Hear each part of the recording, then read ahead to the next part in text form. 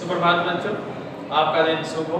आइए बच्चों, आज का जो हमारा वीडियो है वह जो है सामाजिक विज्ञान का नवंबर का इतिहास के विषय का पहला अध्याय भौगोलिक। इससे पिछले वीडियोज में भी हमने जो है आप लोगों को जो है अनेक प्रकार की जानकारियाँ देने के लिए जो है कोशिश किए हैं।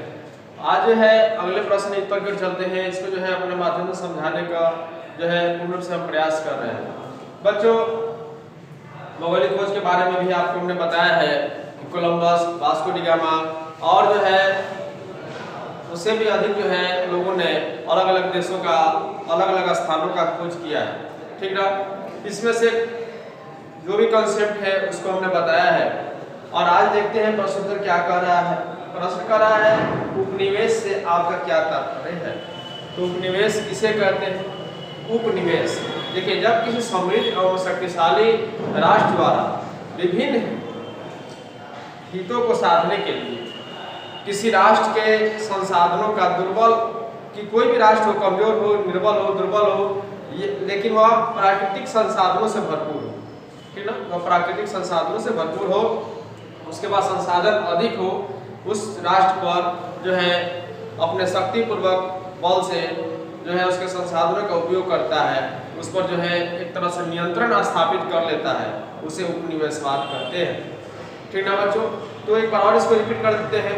जब किसी समृद्ध एवं शक्तिशाली राष्ट्र द्वारा अपने विभिन्न हितों को साधने के लिए किसी कमजोर या निर्बल राष्ट्र पर, ठीक ना, लेकिन वह राष्ट्र जो है संसाधनों से परिपूर्ण होनी चाहिए, परिपूर्ण हो, और उस संसाधनों का उपयोग जो है करे, उस पर जो अपने शक्तिपूर्वक बलपूर्वक प्रयोग करके करे, और जो है अपने नियंत्रण को पूर्ण रूप से स्थापित कर ले, उसे ही जो है उपनिवेशवाद कहते हैं। आप लोगों को समझाने के लिए हम अपने भारत का ही उदाहरण देते हैं। देखेंगे भारत में अंग्रेज आए हुए थे। अंग्रेज आए यहाँ पे, चूंकि यहाँ पे जो भी राजा महाराजा उस समय थे, उस समय राजतंत्र चलता था भारत में।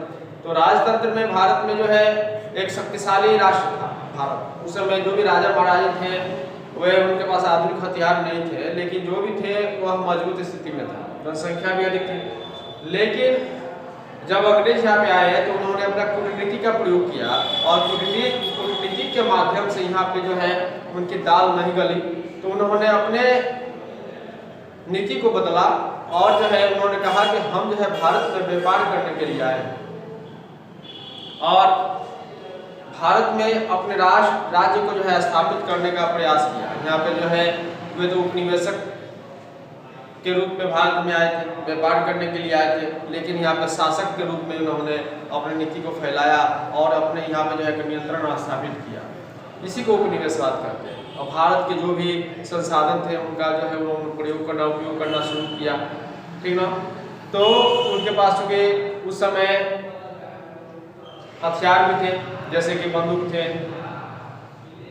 और उस समय बंदूक जो थे भारत के लिए बहुत बड़ी बात थी, क्योंकि यहाँ पे जो भी थे वह पुराने जमाने के तलवार, भाला, ये सब, बर्छी वगैरह ये सब कल बोला जाता है, ये सब थे। तो लाठी डंडे से प्रयोग किया जाता था, और उस समय जो है हथियार के रूप में बंदूक जो है बहुत ही मायने रखता था। वहाँ पे जो है भारत में इस तरह की किसी प्रकार की कोई खोज ही नहीं हुई थी। तो उन्होंने एक नीति के द्वारा भारत पर जो है अपना नियंत्रण स्थापित किया, जिसे उपनिवेशवाद कहा जाता है। तो हमने भारत के भी उदाहरण आप लोगों को देकर समझा दिया। आगे की तरफ चलते हैं अगले प्रश्न उत्तर की ओर। और प्रश्न करा है भौगोलिक खोज का व्यापार और वाणिज्य पर क्या प्रभाव पड़ता है। तो भौगोलिक खोज पर व्यापार और वाणिज्य का प्रभाव सकारात्मक पड़ता है। जब आप लोगों को जो है पिछले वीडियो में हमने बताया था कि भौगोलिक खोज जो है, क्योंकि उस समय समुद्री मार्ग से लोग जो है अपने जिज्ञासाओं को लेकर या नए भूखंडों के जो है खोज करने के लिए, सोने चांदी की प्राप्ति के लिए, ईसाई धर्म के प्रचार प्रसार के लिए, इत्यादि इत्यादि चीज़ों के लिए जो है लोगों ने भौगोलिक खोज का आरंभ किया। उस समय जो था भौगोलिक खोज के द्वारा जिस जगह का जो है, जिस देश का खोज किया जाता था, उस देश से दूसरे देशों के साथ व्यापारिक संबंध स्थापित हो जाया करते थे।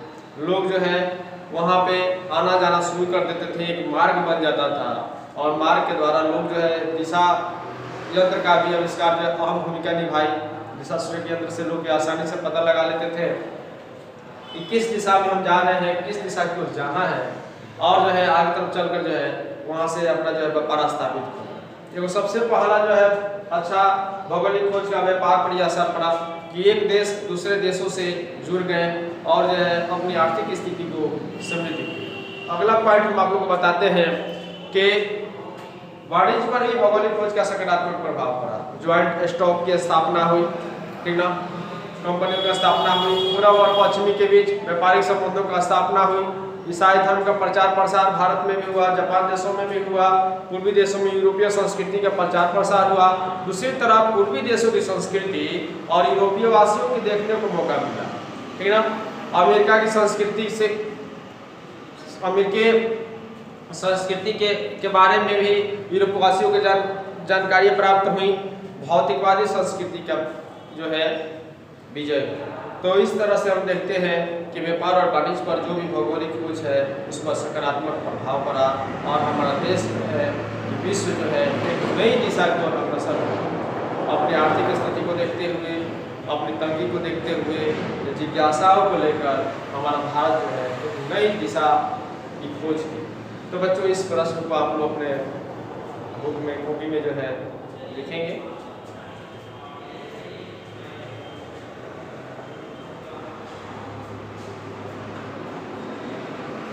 तो बच्चों आज आप लोग जो है जान गए कि इनकी मसलात क्या है, भौगोलिक खोज का व्यापार और वाणिज्य पर क्या असर पड़ा। बच्चों आप लोग अपने हमारे वीडियोस को अच्छे ढंग से देखेंगे और देखने के बाद जो है उसे किताब के माध्यम से पढ़कर समझने का भी प्रयास करें, ताकि जो भी प्रश्न उत्तर जब हम कराएंगे तो आप लोगों को समझने में उस समय किसी प्रकार की कोई परेशानी या दिक्कतों का सामना नहीं करना पड़ेगा। ठीक ना बच्चों, आज के वीडियोस के लिए इतना ही। जय हिंद, जय भारत।